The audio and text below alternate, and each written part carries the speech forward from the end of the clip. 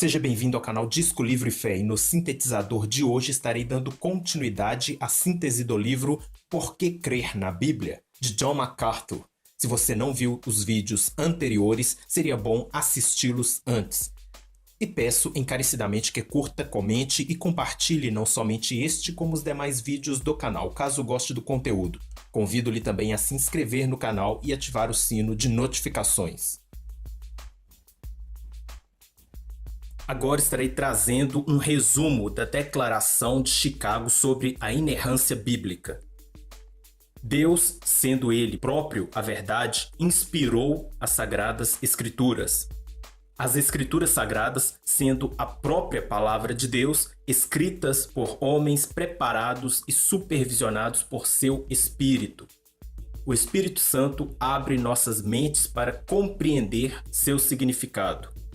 As Escrituras não possuem erro ou falha a respeito dos atos de Deus na criação e dos acontecimentos da história mundial. Agora, alguns artigos de afirmação e negação. Negamos que a autoridade das Escrituras provenha da Igreja, da tradição ou de qualquer outra fonte humana. A autoridade da Igreja está subordinada à das Escrituras. Negamos que a linguagem humana seja limitada pela condição de sermos criaturas, a tal ponto que se apresente imprópria como veículo de revelação divina.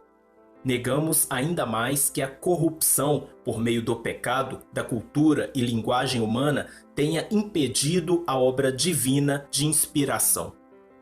Negamos que revelações posteriores tenham alguma vez corrigido ou contrariado tais revelações. Negamos que qualquer revelação normativa tenha sido dada desde o término dos escritos do Novo Testamento. Afirmamos que a totalidade das Escrituras foram escritas por inspiração divina. Negamos que se possa corretamente falar de inspiração das Escrituras alcançando-se o todo, mas não as partes, ou algumas partes, mas não o todo. O modo como se deu a inspiração permanece em grande parte um mistério para nós. Afirmamos que Deus empregou as diferentes personalidades e estilos literários dos escritores.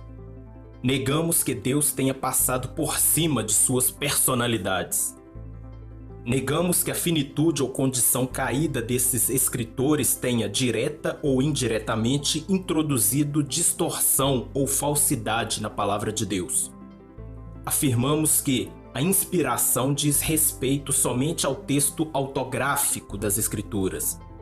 Afirmamos ainda mais que as cópias e traduções das Escrituras são a palavra de Deus, visto que fielmente representam o original.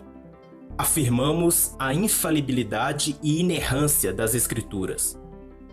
Negamos que a infalibilidade e a inerrância da Bíblia estejam limitadas a assuntos espirituais, religiosos ou redentores, não alcançando informações de natureza histórica e científica. Negamos ainda mais que hipóteses científicas acerca da história da Terra possam ser corretamente empregadas para desmentir o ensino das Escrituras a respeito da criação e do dilúvio.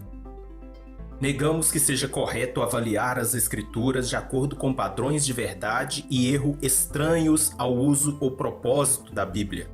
Negamos ainda mais que a inerrância seja contestada por fenômenos bíblicos, tais como a falta de precisão técnica contemporânea, irregularidades de gramática ou ortografia, descrições da natureza feitas com base em observação, referência à falsidade, uso de hipérbole e números arredondados, disposição tópica do material, diferentes seleções de material em relatos paralelos ou uso de citações livres.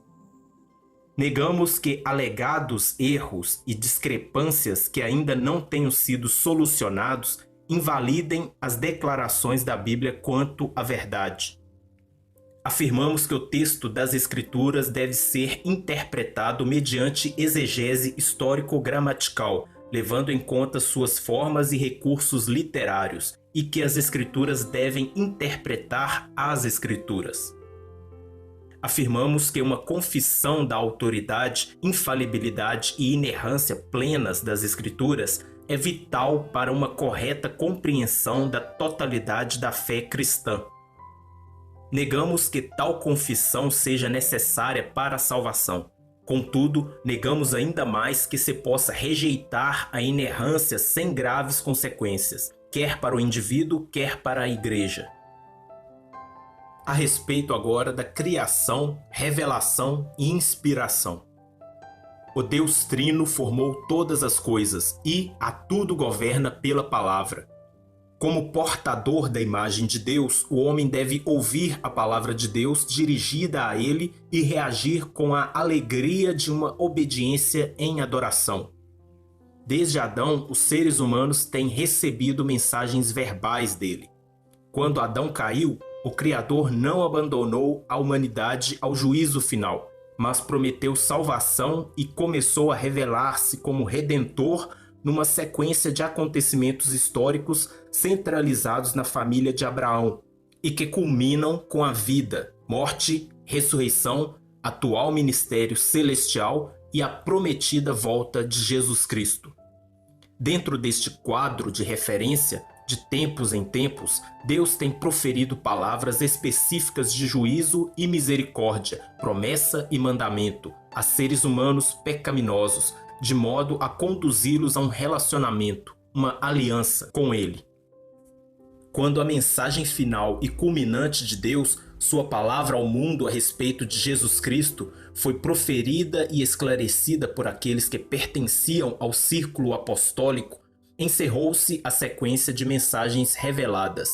Daí por diante, a igreja devia viver e conhecer a Deus por meio daquilo que ele já havia dito, e dito para todas as épocas. Embora as personalidades dos escritores humanos se manifestassem naquilo que escreveram, as palavras foram divinamente dadas. A autoridade das Escrituras é a autoridade de Deus, pois ele é seu derradeiro autor, tendo entregue as Escrituras por meio das mentes e palavras dos homens escolhidos e preparados, os quais, livre e fielmente, falaram da parte de Deus, movidos pelo Espírito Santo, conforme 2 Pedro, capítulo 1, versículo 21. Sobre a autoridade de Cristo e da Bíblia. Jesus Cristo, o Filho de Deus, que é a palavra, o Verbo, feito carne, nosso profeta, sacerdote e rei, é o mediador final da comunicação de Deus ao homem, e suas palavras julgarão todos os homens no último dia. Na qualidade de Messias prometido, Jesus Cristo é o tema central das Escrituras. O Antigo Testamento olhava para ele no futuro, o Novo Testamento olha para trás, ao vê-lo em sua primeira vinda, e para frente em sua segunda vinda. Não é aceitável alguma hermenêutica em que Cristo não seja o ponto central. Nenhuma nova revelação, distinta da compreensão que o Espírito dá acerca da revelação existente, será dada até que Cristo volte. O cânon foi criado no princípio por inspiração divina. A parte da igreja foi discernir o cânon que Deus havia criado, não elaborar o seu próprio cânon. Os critérios relevantes foram e são autoria ou sua confirmação, conteúdo e o testemunho confirmador do Espírito Santo. A autoridade de Cristo e das Escrituras são uma só. Como nosso profeta, Cristo deu testemunho de que as Escrituras não podem falhar. Como nosso sacerdote e rei, ele dedicou sua vida terrena a cumprir a lei e os profetas, até o ponto de morrer em obediência às palavras da profecia messiânica. Ao confirmarem a autoridade um do outro, Cristo e as Escrituras fundem-se numa única fonte de autoridade: o Cristo biblicamente interpretado e a Bíblia centralizada em Cristo. Sobre infalibilidade, inerrância e interpretação. Infalível significa a qualidade de não desorientar nem ser desorientado. As Santas Escrituras são uma regra e um guia certos, seguros e confiáveis em todas as questões. Inerrante significa a qualidade de estar livre de toda falsidade ou engano.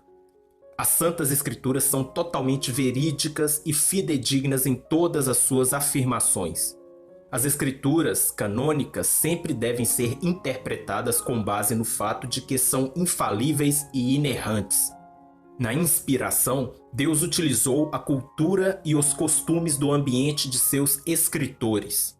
Assim, deve-se tratar história como história, poesia como poesia, e hipérbole e metáfora como hipérbole e metáfora, generalização e aproximações como aquilo que são, e assim por diante. Também devem ser observadas as diferenças de práticas literárias entre os períodos bíblicos e o nosso, visto que, por exemplo, naqueles dias, narrativas não cronológicas e citações imprecisas eram habituais e aceitáveis e não violavam quaisquer expectativas. Não devemos considerar tais coisas como falhas quando as encontramos nos autores bíblicos. Quando não se esperava nem se buscava algum tipo específico de precisão absoluta, não constitui erro o fato de ela existir. As escrituras são inerrantes não no sentido de serem totalmente precisas de acordo com os padrões atuais, mas no sentido de que validam suas afirmações e atingem a medida de verdade que seus autores buscaram alcançar. A veracidade das escrituras não é negada pela aparição no texto de irregularidades gramaticais ou ortográficas, de descrições fenomenológicas da natureza, de relatos de afirmações falsas, por exemplo, as mentiras de Satanás, ou as aparentes discrepâncias entre uma passagem e outra. Não é certo jogar os chamados fenômenos das escrituras contra o ensino da escritura sobre si mesma. Embora as Sagradas Escrituras não estejam limitadas pela cultura, no sentido de que seus ensinos carecem de validade universal, algumas vezes estarão culturalmente condicionadas pelos hábitos e pelas ideias aceitas de um período em particular, de modo que a aplicação de seus princípios, hoje em dia, requer um tipo diferente de ação. Por exemplo, na questão do corte de cabelo e do penteado das mulheres, conforme 1 Coríntios capítulo 11. Sobre ceticismo e crítica. Desde a Renascença, e mais especificamente desde o Iluminismo, têm-se desenvolvido filosofias que envolvem o ceticismo diante das crenças cristãs básicas. É o caso do agnosticismo, que nega que Deus possa ser conhecido, do racionalismo, que nega que ele seja incompreensível, do idealismo, que nega que ele seja transcendente, e do existencialismo, que nega a racionalidade de seus relacionamentos conosco. Quando esses princípios não bíblicos e antibíblicos infiltram-se nas teologias do homem ao nível das pressuposições, como frequentemente acontece hoje em dia, a fiel interpretação das Escrituras torna-se impossível. Sobre transmissão e tradução. Uma vez que em nenhum lugar Deus prometeu uma transmissão inerrante das Escrituras, é necessário afirmar que somente o manuscrito dos documentos originais foi inspirado, e manter a necessidade da crítica textual como meio de detectar quaisquer desvios que possam ter se infiltrado no texto durante o processo de sua transmissão. Tradução alguma é perfeita, nem pode sê-la. Em vista da frequente repetição nas Escrituras dos principais assuntos de que elas tratam e também em vista do constante testemunho do Espírito Santo, nenhuma tradução séria das Santas Escrituras chegará a de tal forma destruir seu sentido. Sobre inerrância e autoridade. Estamos preocupados com a maneira casual, inadvertida e aparentemente impensada como uma crença de importância e alcance tão vastos foi por tantas pessoas abandonada em nossos dias. Também estamos conscientes de que uma grande e grave confusão é resultado de parar de afirmar a total veracidade da Bíblia, cuja autoridade as pessoas professam conhecer. Por aqui encerro definitivamente a síntese do livro Por que Crer na Bíblia? Que a paz seja com você e até o próximo Sintetizador.